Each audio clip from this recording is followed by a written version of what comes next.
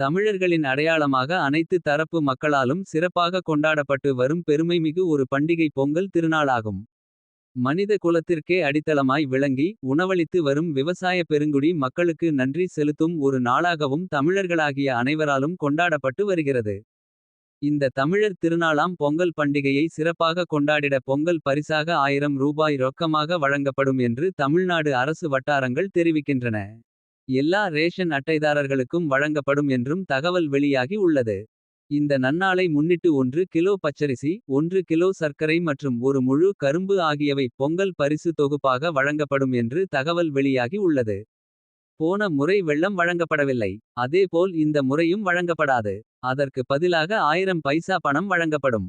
பொங்கல் பரிசு மேலும் முன்கூட்டியே திட்டமிட்டு உற்பத்தி செய்த காரணத்தினால் பொங்கல் திருநாளை முன்னிட்டு வழங்கப்படவுள்ள இலவச வேட்டி. சேலைகள் அனைத்தும் தயார் செய்யப்பட்டு அனைத்து மாவட்டங்களுக்கும் அனுப்பி வைக்கப்படும். பொங்கல் பரிசு தொகுப்புடன் சேர்த்து இவற்றை வழங்குவதற்கு தேவையான அனைத்து ஏற்பாடுகளும் செய்யப்பட்டு வருகின்றன.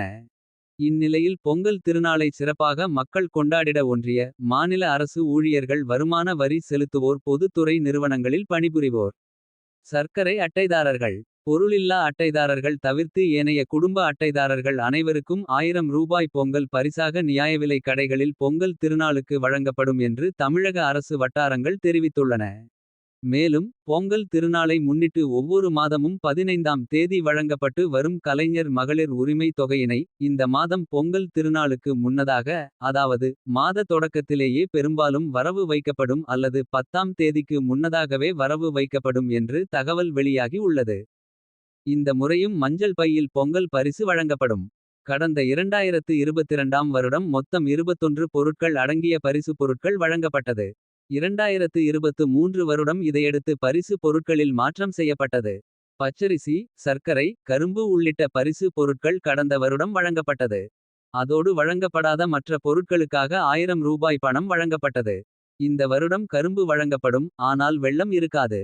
இதற்காக 238.92 கோடி ரூபாய் செலவிடப்படுகிறது என்று அறிவிக்கப்பட்டது. டோக்கன் வழங்கப்படும்.